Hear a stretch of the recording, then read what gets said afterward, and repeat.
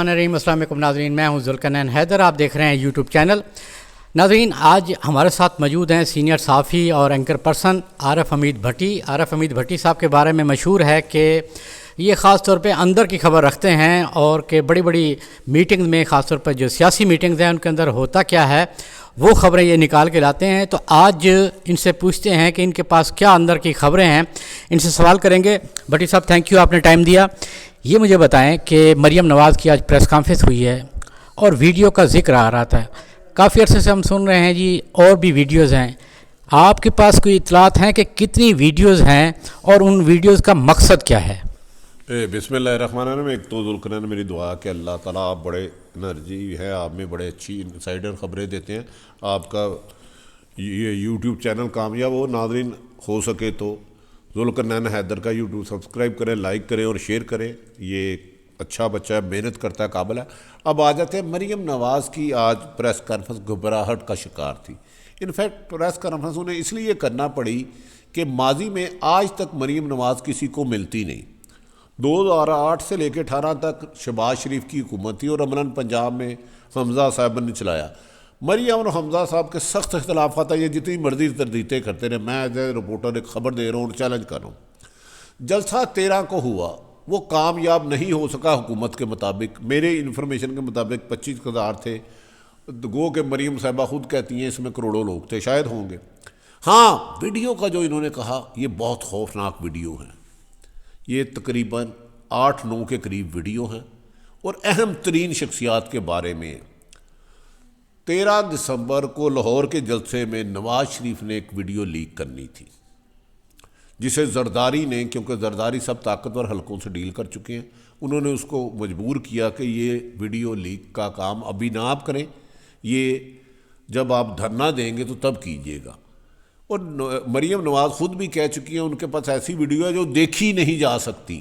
تو یہ ویڈیو آپ کے ملک کی اہم شخصیات کے بارے میں ہیں، جن میں بعض اہم ترین اداروں کی ہے، اور ان میں شاید کچھ ویڈیو کے بارے میں میں جانتا ہوں۔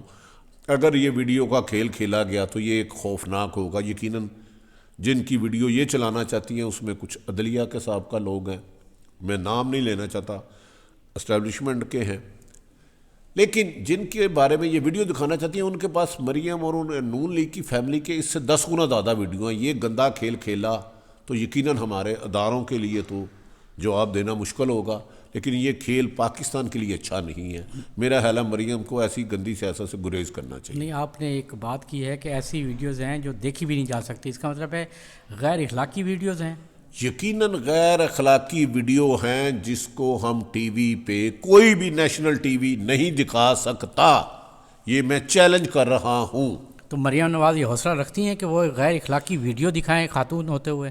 آپ کو یاد ہوگا مریم نے جب ظفر ملک، کون سے تھے جج صاحب وہ جو بیچارے وفات پا چکے ہیں، ارشد ملک والا، کہا تھا کہ ایسی ویڈیو ہے جو میں آپ کو دکھا بھی نہیں سکتی، اور مریم نے وہ ویڈیو دیکھی ہے۔ فار یور کائنڈ انفارمیشن، اب وہ ان کے والد کے ذریعے ویڈیو چلائی جائیں گی لندن سے، کیونکہ پاکستان میں وہ ویڈیو چلانا یعنی بڑا حوصلہ ہے کہ غیر اخلاقی ویڈیوز بھی دیکھ لیتی ہیں مریم۔ دیکھیں، مجھے اس کا نہیں پتہ، اللہ رحم کرے، میں نے ان کے ساتھ نہیں دیکھا، لیکن ویڈیو کے غیر اخلاقی ہونے میں کوئی شک و شبہ نہیں ہے۔ چند سیاستدانوں کے بارے میں بھی ہے، اور وہ ویڈیو اگر آتی ہیں تو کوئی نیشنل ٹی وی اس کو نہیں دکھا سکتا، اور اس کی صرف لاہور، پاکستان میں کچھ لوگوں کے پاس ہے 3 کاپیاں، لندن میں ہیں، اور امریکہ بھی کاپیاں پہنچا دی گئی ہیں کہ کوئی ایک بندہ اگر قانون کی گرفت میں آتا ہے تو ویڈیو دوسری جگہ سے لیک کروا دی جائیں۔ اور یہ ترک کا آخری پتہ ہے جو مسلم لیگ نون نہ جانے کیوں کھیلنا چاہتی ہے، لیکن کھیلنا ضرور چاہتی ہیں۔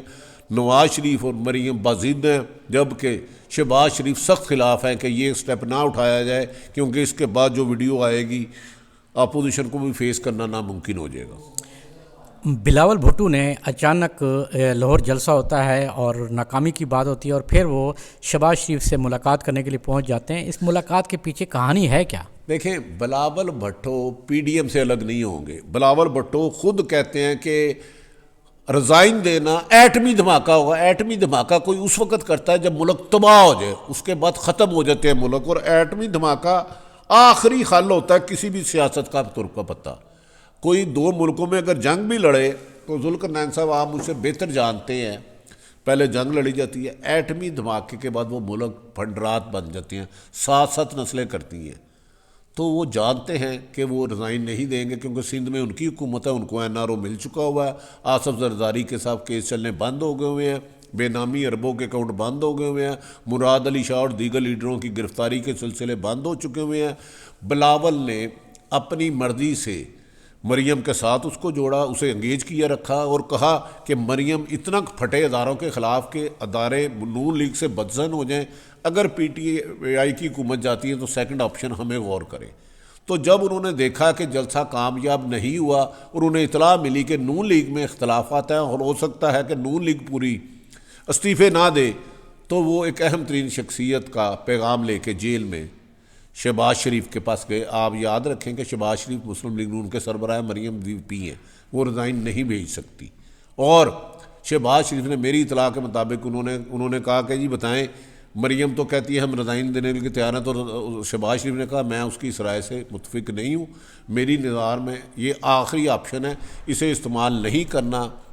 تو اس بارے میں کہا جاتا ہے کہ آنے والے دنوں میں شاید شہباز شریف کو تھوڑا سا ریلیف دلایا جائے اور مریم کی سیاست کو پس پردہ ڈرایا جائے، اور آنے والے دنوں میں بظاہر جو اب تک دونوں ایک دوسرے کا احترام، چچا بھتیجی کی عزت کرتے ہیں، لیکن اختلافات سامنے آ سکتے ہیں، لیکن نواز شریف اور شہباز شریف ایک دوسرے کا بہت احترام کرتے ہیں۔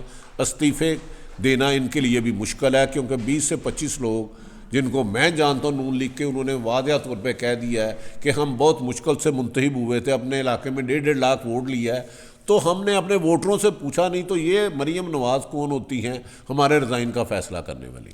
تو وزیر داخلہ شیخ رشید نے یہ دعویٰ کیا تھا کہ شہباز شریف الگ گروپ بنا سکتے ہیں، اس ملاقات کے بعد آپ دیکھ رہے ہیں کہ ایک الگ گروپ بننے جا رہا ہے؟ دیکھیں، شہباز شریف نواز شریف کے ساتھ الگ پیج سے تھے۔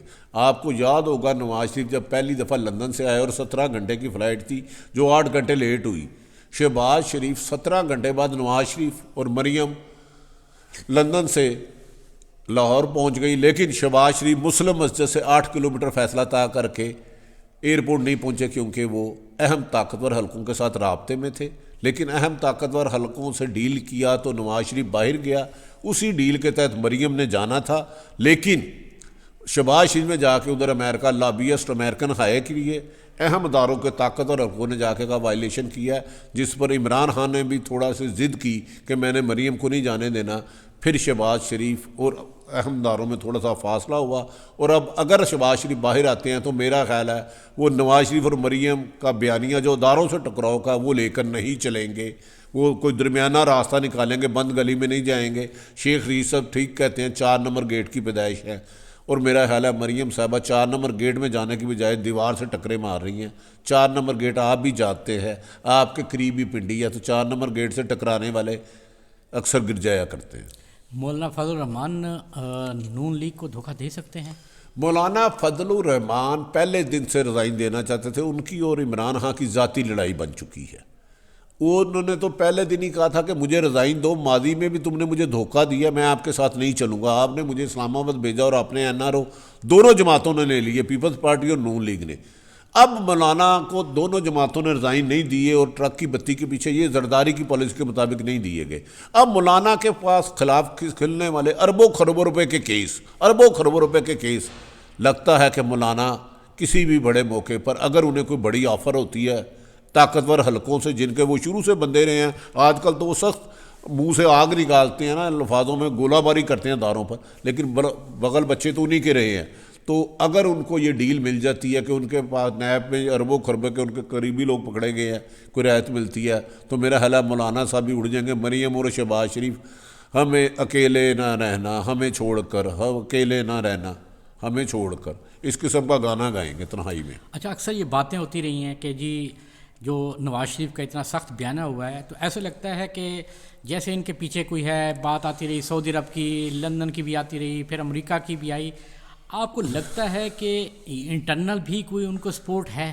دیکھیں، بعض لوگ تو کہہ رہے ہیں انٹرنل ہے، اور بظاہر میں نہیں سمجھتا کہ اس حد تک کوئی پاکستان میں رہ کے طاقتور حلقوں کے خلاف ماضی میں اتنا گیا جتنا آج گیا ہے، اور انہوں نے بعض اداروں کی ساکھ کو بھی تھوڑا سا متاثر کیا ہے۔ یہ میری رائے ہے، لیکن ہر ایک کی اپنی رائے ہے۔ اور سعودی عرب کی 100% سپورٹ ہے، سعودی عرب کی 100% سپورٹ ہے. انہی سے فون کر کے انہی کا طاقتور حلقوں نے ان کو سعودیہ شہزادے نے کہا تھا کہ نواز شریف کو ریلیف دیا جائے. جب انہوں نے اسرائیل تسلیم نہیں کیا تو اس کے بعد سعودیہ کھل کے اس وقت نواز شریف کے ساتھ کھڑا ہے.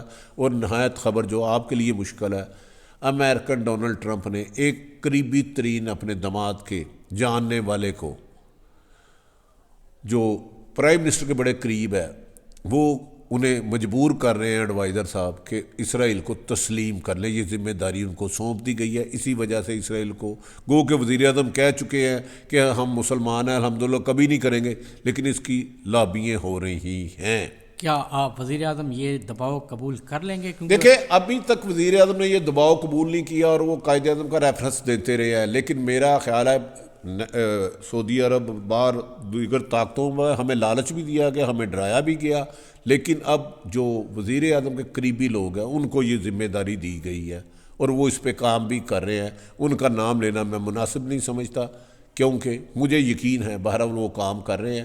وزیر اعظم نے اعلان تو یہ کیا کہ وہ اسرائیل کو کسی صورت تسلیم نہیں کریں گے.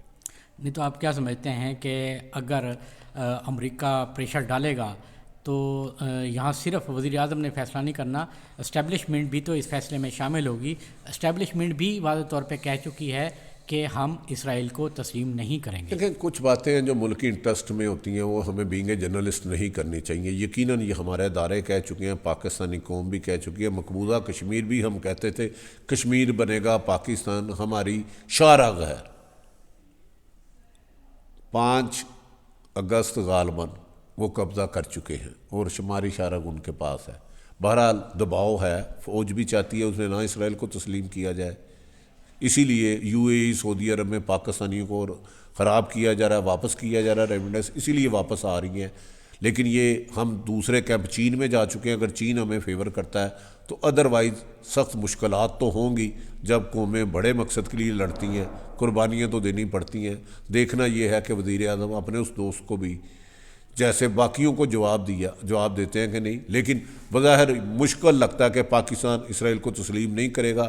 سعودی عرب اور یو اے ای وہ ہمارے بندے بھی باہر نکال رہے ہیں، ہمیں پریشان بھی کرنے ہیں. دیگر ممالک سے وہ امریکہ دباؤ بھی ڈال رہا ہے. اب یہ آزمائش ہے کہ وزیر اعظم پاکستان سے توقع تو یہ ہے کہ وہ اسرائیل کو تسلیم نہیں کریں گے، جس کا برملا وہ اظہار کر چکے ہیں. دیکھیں چین نے اس مشکل مرحلے میں کردار ادا کیا ہے. ابھی جو 1.5 ارب کی قسط ہے $1.5 کی وہ سعودی عرب کو دے دی گئی ہے. تو آپ کیا سمجھتے ہیں کہ حالات اس نتیجے تک پہنچ چکے ہیں کہ پاکستان اور سعودی عرب کے جو تعلقات ہیں وہ جب تک اسرائیل تسلیم نہیں کرتے ہم اس وقت تک نارمل نہیں ہوں گے؟ بالکل نارمل نہیں ہوں گے. یو اے اسرائیل کا بغل بچہ، سعودی عرب کا بغل بچہ ہے. اپنی فضائی حدود سعودی عرب نے عملاً اطلاعات کے مطابق غیر ملکی میڈیا کے سعودیہ بھی اسے تسلیم کر چکا ہے. اپنے اڈے استعمال کرنے کی اجازت دے دی ہے، فضائی روٹ استعمال کرنے کی اجازت دے دی ہے.